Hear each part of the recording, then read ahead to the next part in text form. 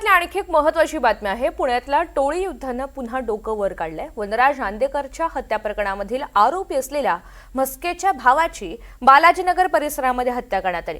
त्याच्या पाठीमागे बंडू आंदेकर असल्याचा संशय आयुष कोमकरची आई कल्याणी कोमकर हिने व्यक्त केलाय। बंडू आंदेकर आणि कृष्ण आंदेकर जेलमधून फोनवरून मीटिंग घेत आहेत असा आरोप सुद्धा तिने केलेला आहे।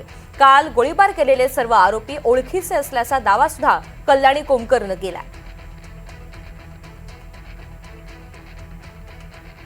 या सगळ्या संदर्भात कल्याणी कोमकरशी बातचीत केलेली आहे आमचे प्रतिनिधी अजिंक्य धायगुडे यांनी। पाहूयात। माझ्यासोबत आता कल्याणी कोमकर आहेत। कल्याणी कोमकर या आयुषच्या आई आणि गणेश कोमकर यांच्या पत्नी आहेत। ताई, अगोदर आयुषवर हल्ला करण्यात आला, त्यानंतर आयुषचा यामध्ये जीव गेला, त्यानंतर गणेश काळे आणि आता अक्षय म्हस्के, नेमकं हे कुठून चाललेलं आहे? कारण की आंदेकर टोळीच्या म्होरक्या जेलमध्ये आहेत, तरी देखील हे कशामुळे चालू आहे, काय तुम्हाला वाटतं? मी तेच म्हणते की पोलिसांनी म्हणजे यात लक्ष द्यावं की जेलमधनं पण त्यांचे फोन कॉन्टॅक्ट वगैरे चालू आहेत। ते फोनवर एक तास मीटिंगी घेतात, त्यामुळेच हे सगळं चाललंय। त्यांचं म्हणजे इतकं कडक कारवाई केली पाहिजे जेलमध्ये की त्यांना फोन दिलाच नाही पाहिजे, त्यांना कोणीशी बोलताच आलं नाही पाहिजे। आणि त्यांचे हे कर्म पहिल्याचे तेच परत आलेत हे त्यांना कसं कळत नाही। अजून लोकांचे जीव घेऊन काय त्यांचा मुलगा परत येणार आहे का? आणि त्यांच्या मुलाला म्हणजे माझ्या भावाला वनराज आंदेकरला त्यांच्याच दुश्मनांनी मारले। कारण का ह्यांनी मारलं होतं आधी त्यांच्या माणसाला आखाडीला, म्हणून त्यांनी ह्यांच्या मुलाचं मर्डर केला। पण त्यांनी ह्याच्यात आम्हाला पण गोवलं, आमचं काहीच नव्हतं यात। आणि आम्ही जर का हे केलं असतं तर आम्ही आत्ता मी आणि फक्त 6 मुलं आहेत माझ्याबरोबर, 5 मुलं, मग आम्ही इकडे राहिलोच नसतो ना। ताई, तुम्ही म्हणताय की जेलमधून देखील बंडू आंदेकर मीटिंग घेत आहेत, लोकांशी बोलतायत, नेमकं काय हे सगळं सुरू? एक तास मीटिंग कसल्या सुरू आहेत? तेच म्हणते पुढचे प्लॅनिंग वगैरे ते आम्हाला कळालं, म्हणजे लोक पण काय काय आमच्या जवळ निरोप पोचवतात म्हणून आम्हाला ते कळतं, पण आम्ही नावं नाही सांगू शकत कोणाची। तुम्हाला देखील जेलमधून निरोप येत आहेत की अशा मीटिंग चालू आहेत किंवा तुमच्या जीवाला धोका आहे असा निरोप येत आहेत? जेलमधून नाही, पण आम्हाला लोक सांगतात, जेणेकरून जिकडं मीटिंगी करतात त्यांची पण काही लोक असतील की आमच्या बाजूने असतील, ती लोक आम्हाला पण त्यांची नावं नाही माहिती, पण लोक आम्हाला सांगतात त्यांच्या अशा मीटिंग होतात, फोनवर फोन कॉल चालू होतात। मग हे फोनद्वारेच तर सगळं ठरतंय त्यांचं।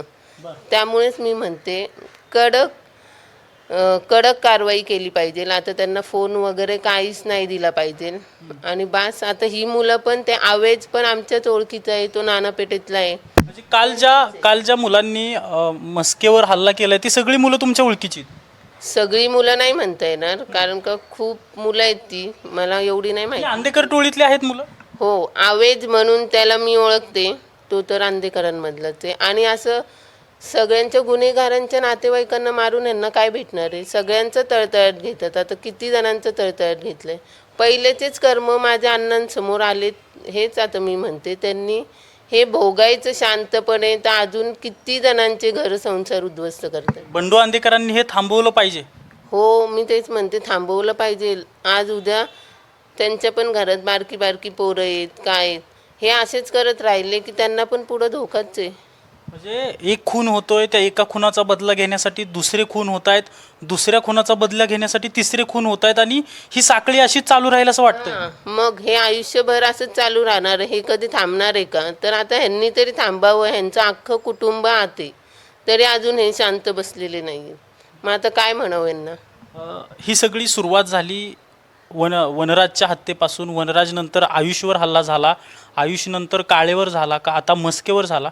खरं तर आयुष असेल किंवा अक्षय म्हस्के असेल, हे कधीही रेकॉर्डवरील गुन्हेगारी देखील नाही आहेत, यांचा गुन्हेगारीशी काही संबंध देखील नव्हता, मात्र गुन्हेगाराचा भाऊ आहे, गुन्हेगाराचा मुलगा आहे म्हणून मारलं जातं। मग ह्याचं काय एवढंच बदला घ्यायचं आहे? तर ज्यांनी मारलं त्यांना मारा ना तुम्ही, बळाने दुसऱ्यांना का मारताय? काय होणार आहे त्यातनं?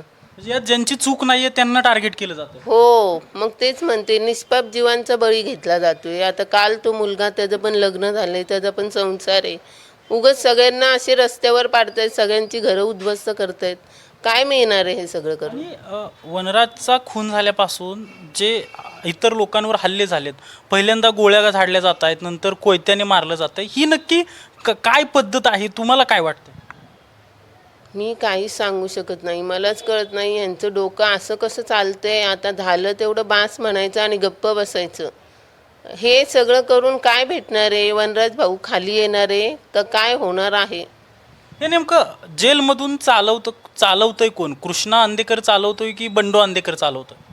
ते मला नाही सांगता येणार, पण फोन वगैरे तर चालूच आहेत सगळे. कुणाचे? कृष्णाचे की बंडू अंधेकरांचे की दोघांचे? दोघांच्या असू शकतात, सगळ्यांच्या असू शकतात.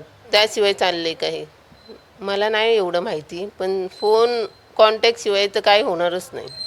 तुमच्या जीवाला धोका आहे असं वाटतंय तुम्हाला याच्यातून? कारण की वनराजच्या हत्येतील आरोपींच्या घरच्यांना या सगळं टार्गेट केलं जात आहे. हो, आमच्या पण जीवाला धोकाच आहे. आता आमच्या घरात मोठं कोण नाही आहे, त्यामुळे आमच्या पण जीवाला धोकाच आहे. आता हे लोक कुठं कधी काय करतील याचा नेम नाही. त्यामुळे आमची तर लहान लहान पोरं आहेत, आमच्या मागं कोणी नाही आहे. मग आधीच आमचा एवढा फायदा घेतला आहे आयुषला हे करून, मग आता मला तर अजूनच जास्त भीती वाटते. संरक्षण दिलं जाते तुम्हाला पोलिसांकडून? हो, पोलीस खूप मदत करत आहेत. आयुष्य झाल्यापासून पोलीस आमच्या बिल्डिंग खाली आहेत आणि सारखे पोलीस घरी येऊन विचारपूस वगैरे करतात. पोलिसांचं खूप सहकार्य आहे. मात्र बंडू अंधेकरची टोळी मोठी आहे, सक्रिय असते. तुम्ही देखील ती टोळी बघितलेली आहे. तुमचं लहानपण बंडू अंधेकरच्या घरात गेलंय, तरी देखील ते घातपात करायचं म्हणलं तर करू शकतात पोलिसांना चकवा देऊन? हो, आता असंच म्हणता येईल. आता किती खून झाले तरी काहीच होऊ शकत नाही आहे. त्यामुळे आता माझं पण डोकं काम करा की ते पुढं आता काय करतील, अजून काय. आता शांत बसावं. आता काय झालं गेलं, आता काय करणार काय, आणि ह्यातनं कोणाला काय मिळणार आहे? सगळ्यांचीच घरं उद्ध्वस्त करतात. नक्कीच आपण पाहतोय की या होत्या कल्याणी कोमकर. कल्याणी कोमकर या बंडू अंधेकर या ज्या टोळीचा, अंधेकर टोळीचा जो म्होरक्या आहे, त्यांच्या या मुलगी आहेत. आणि गणेश कोमकर जे की वनराज अंधेकरच्या हत्येमध्ये आरोपी आहेत, ते सध्या कारागृहात आहेत. त्यांच्या या पत्नी आहेत. मात्र हे सगळं आता बंडू अंधेकर टोळीने थांबवावं, कारण की सगळ्यांचीच घरं उद्ध्वस्त यामध्ये होत आहेत. आणि निष्पाप जीवांचे, ज्यांची काही चूक नाही आहे, अशा लोकांचे जीव जात आहेत. त्यामुळे बंडू अंधेकर टोळीने हे सगळं थांबवावं असं त्यांच्याकडून सांगितलं जातं आहे. पोलिसांकडून देखील या सगळ्या घटनेचा सध्या तपास केला जातो आहे. मात्र पुण्यातील टोळी युद्ध जे आहे ते काही केल्या सध्या थांबत नसल्याचं चित्र आपल्याला पाहायला मिळतं आहे. कॅमेरा पर्सन निकेतन मानेसह अजिंक्य धायगुडे, NDTV मराठी, पुणे.